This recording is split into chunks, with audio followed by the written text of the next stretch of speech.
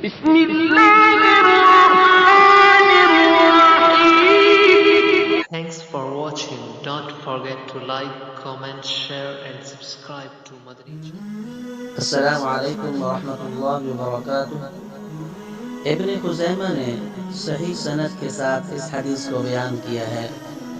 حضرت ابو ہریرہ رضی اللہ تعالیٰ عنہ سے روایت ہے، نبی کریم صلی اللہ علیہ وسلم نے ارشاد فرمایا، جب بھی کوئی شخص مساجد کو اپنا وطن بنا لیتا ہے، پھر کوئی عذر یا بیماری اس کو مسجد میں آنے سے روک دیتی ہے، جب وہ بیماری اور عذر کے زائل ہونے کے بعد دوبارہ مسجد میں آتا ہے تو اللہ تعالیٰ اس طرح خوش ہو کر اس سے ملتے ہیں جیسا کہ ایک بچھڑا ہوا شخص گھر واپس آتا ہے تو اس کے گھر والے خوش ہو کر اس سے ملتے ہیں۔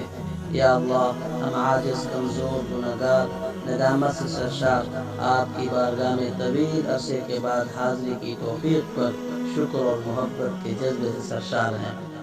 قطر کے مختلف علاقوں میں بعض مساجد پہلے مرحلے کے طور پر 15 جون پیر کے دن نماز فجر سے کھولی جا رہی ہیں۔ وزارت الاوقاف قطر نے کرونا کی وبا کے پیش نظر ہم سب کی بھلائی اور عافیت کو مقدم رکھتے ہوئے چند ضروری اقدامات کا اعلان کیا ہے۔ یاد رہے کہ اذان قطری کیلنڈر کے مطابق وقت مقررہ پر ہوگی، جبکہ اقامت ہر اذان کے 10 منٹ بعد ہوگی۔ وضو خانے اور بیت الخلاء مکمل طور پر بند ہوں گے، اس لیے نمازی گھر سے وضو کر کے آئیں۔ مساجد میں نمازی متعین شدہ نشان پر فاصلہ برقرار رکھتے ہوئے نماز ادا کر سکیں گے۔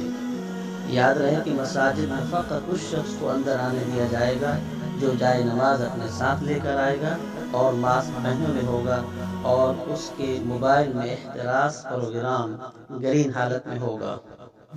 یاد رہے کہ نماز کے اختتام کے 5 منٹ بعد مساجد بند کر دی جائیں گی۔